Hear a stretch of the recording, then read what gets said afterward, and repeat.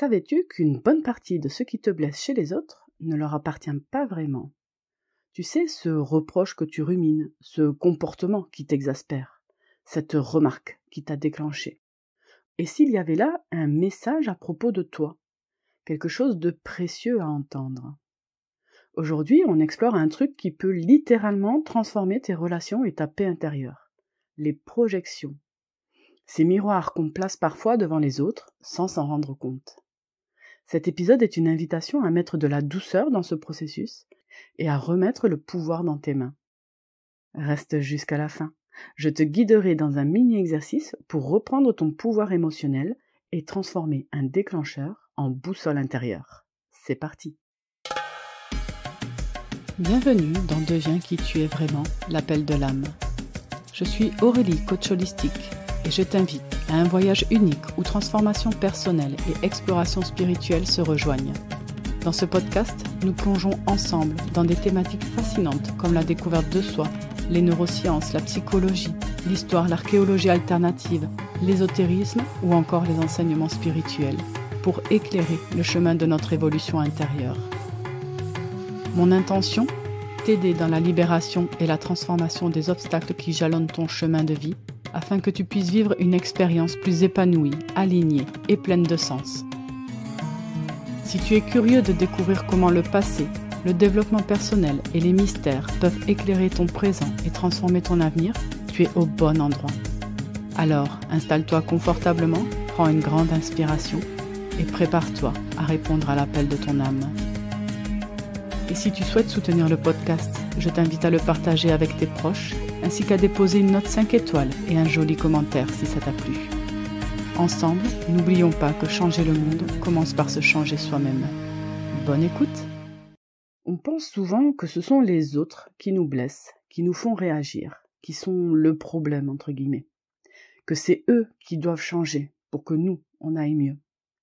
Et pourtant, souvent, ce qu'on perçoit chez quelqu'un, en fait, c'est une partie de nous qu'on ne veut pas regarder. Ouais, je sais, c'est pas du tout confortable d'entendre ça, et c'est bien normal. Car notre cerveau aime aller au plus simple.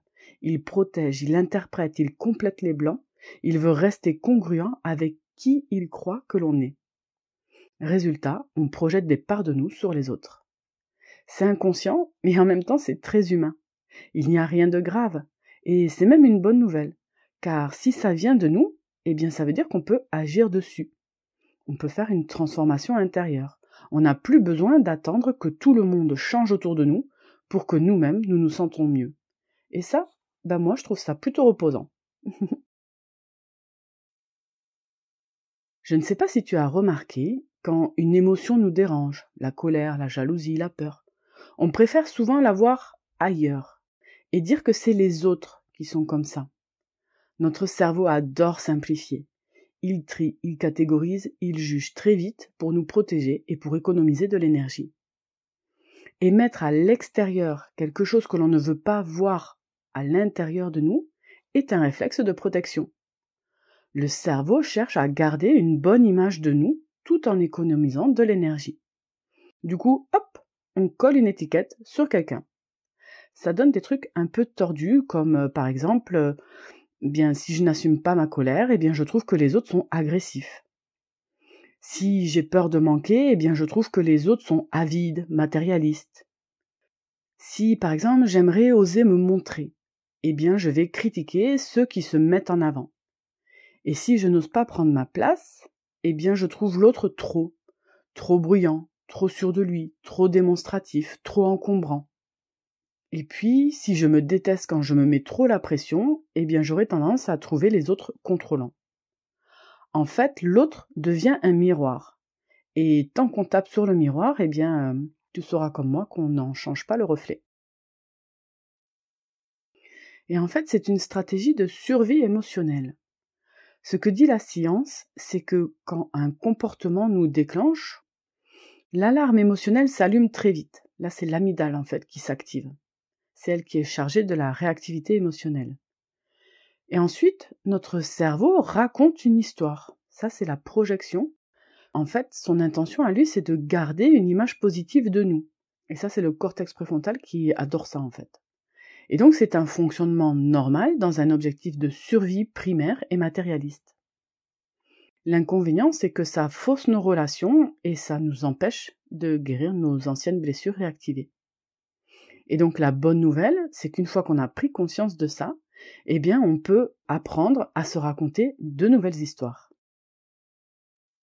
Et donc il y a 3 types de projections que peut-être tu fais sans t'en rendre compte.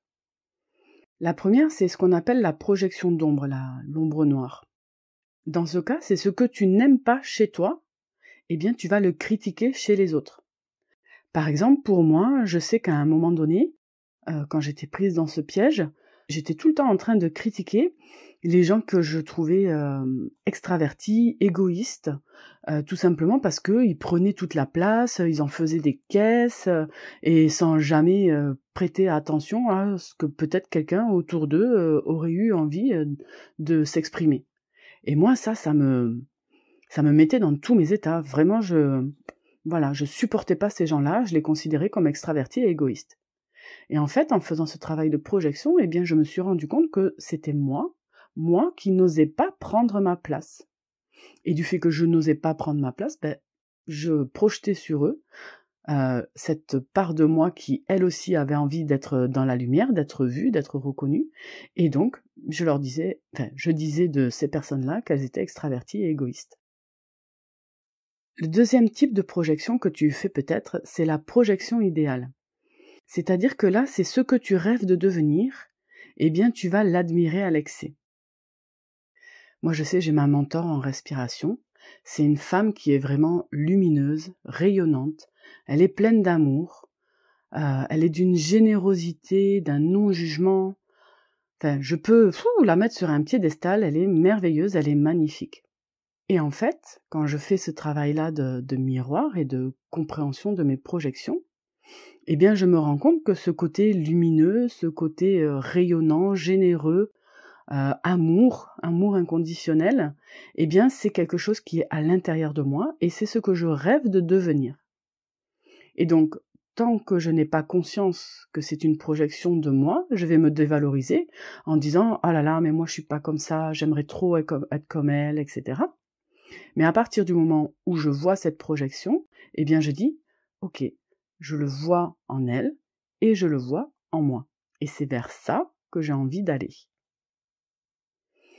Le troisième type de projection que tu fais probablement, parce que je pense qu'on le fait tous, c'est la projection blessure. C'est-à-dire que à l'occasion de quelqu'un, en général ça se joue beaucoup dans le couple, à l'occasion de quelqu'un, on va réagir bien plus fort que nécessaire. Et en fait, c'est parce que ce quelqu'un, du fait qu'il ait dit ou pas dit, qu'il ait fait ou pas fait quelque chose, eh bien ça va raviver un souvenir douloureux à l'intérieur de nous. Et on va réagir bien plus fort que nécessaire, bien plus fort que la situation actuelle, tout simplement parce que ça nous ramène à ce souvenir d'enfance, à cette douleur de quand on était petit, et qu'on n'a pas su gérer, et qui se reproduit de façon automatique, là tout de suite maintenant, à l'occasion de cette personne. Pour te donner un exemple, ça peut être ton chef qui lève la voix, et bien là tu vas, par exemple, sentir tout ton corps qui panique, qui se recroqueville et qui se fige comme si tu avais 7 ans.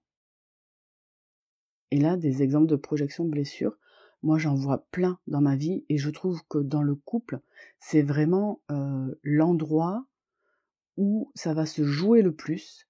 Et c'est pour ça que je considère que le couple est vraiment le creuset de la transformation intérieure, le creuset de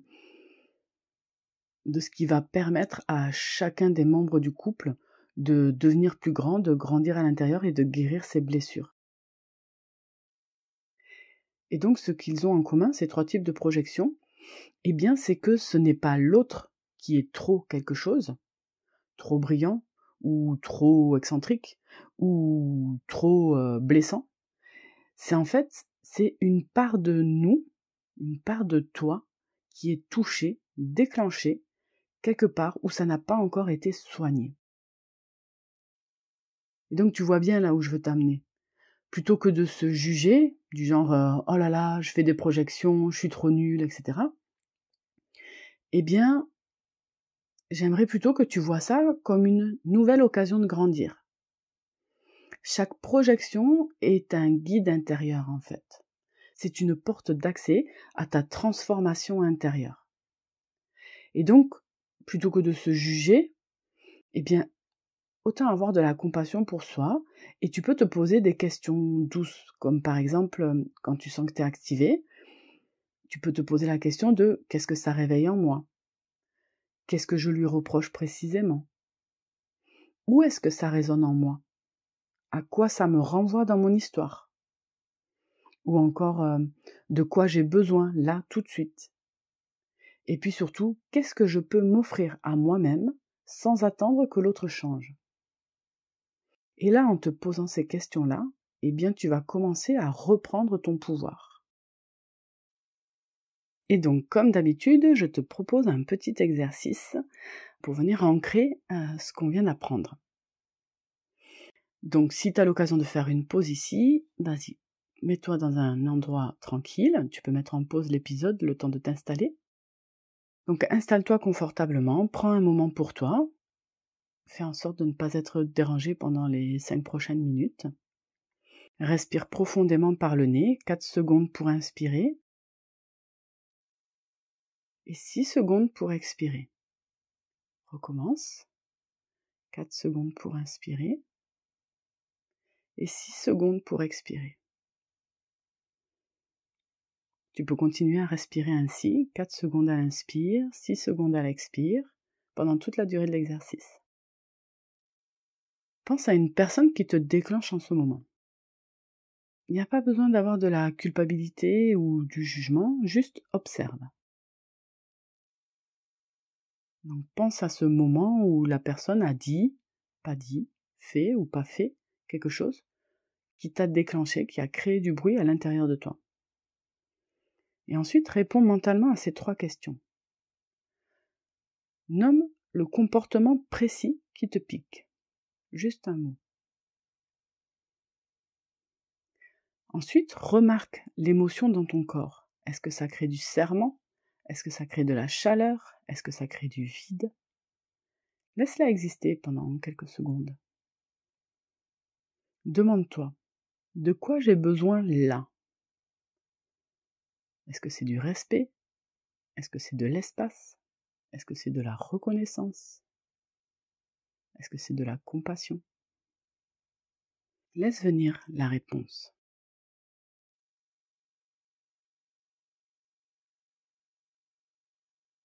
Et ensuite, souffle et murmure. Je reprends mon pouvoir. Et je me donne ce dont j'ai besoin.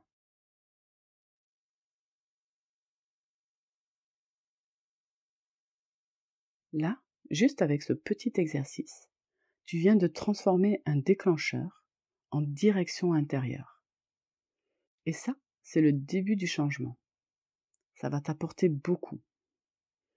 Et il va falloir s'entraîner tous les jours, à chaque fois que tu es déclenché, à faire ce petit exercice qui va te permettre de prendre du recul et petit à petit de changer ta perception.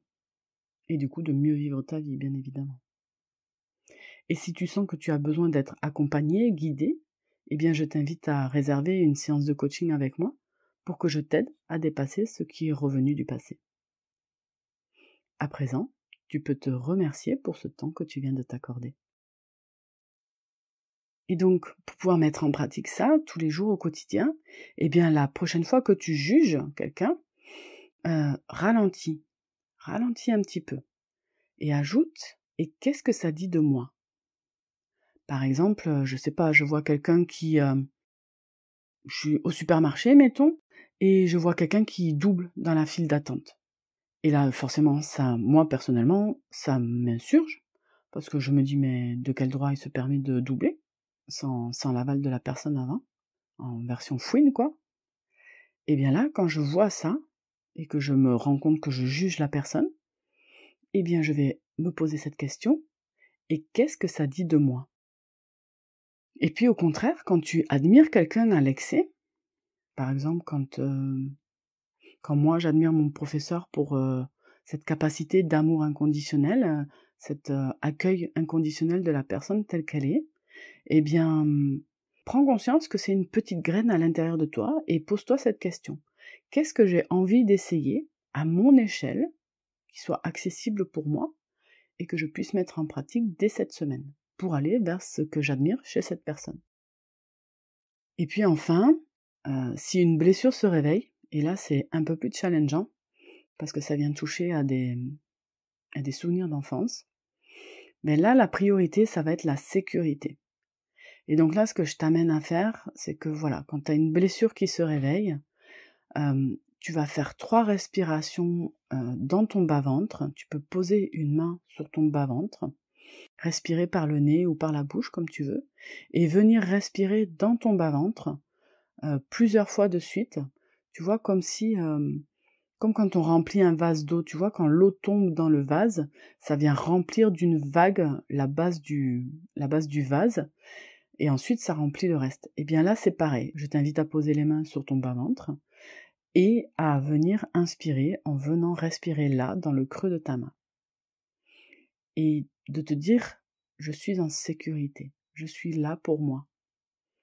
Ça c'est très important, je suis en sécurité et je suis là pour moi. Et là, ça va te permettre de gérer cette blessure qui s'est réveillée. Et puis tu en reparleras plus tard quand la tempête sera passée en fait. Donc je t'invite à mettre ces petits exercices en pratique dans chacune de tes journées en fait. Et tu vas voir, ça va apporter de grands changements dans ta vie. Et donc pour conclure, eh bien c'est le mot d'ordre, j'ai envie de dire, c'est que les autres ne sont pas nos ennemis. Ce sont la plupart du temps des miroirs.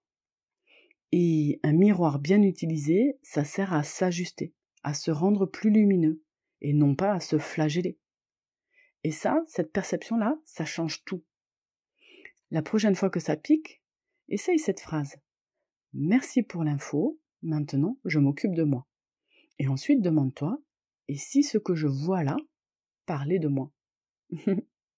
Bon, j'arrête là mes conseils. Si tu veux aller plus loin, je peux t'accompagner pour démêler tout ça en profondeur. Reprogrammer ce qui te limite, ce qui n'a plus lieu d'être, réguler ton système nerveux et t'aider à poser des limites claires sans perdre le lien. Tu trouveras le lien pour une séance d'ouverture dans la description. Et si tu veux un premier pas autonome, eh bien tu peux télécharger mon workbook Clarifie le désir de ton cœur. Tu trouveras aussi le lien en description. Si cet épisode t'a aidé, laisse 5 étoiles sur ta plateforme de podcast préférée. Évidemment, partage-le à une personne avec qui les miroirs sont un peu sportifs en ce moment. Ça pourra peut-être l'aider. Et dis-moi en commentaire ce que tu as découvert sur toi aujourd'hui. Je serai ravie de te lire. Allez, on grandit ensemble avec un nouveau regard sur soi à chaque fois. Je te dis à très bientôt. Belle journée à toi.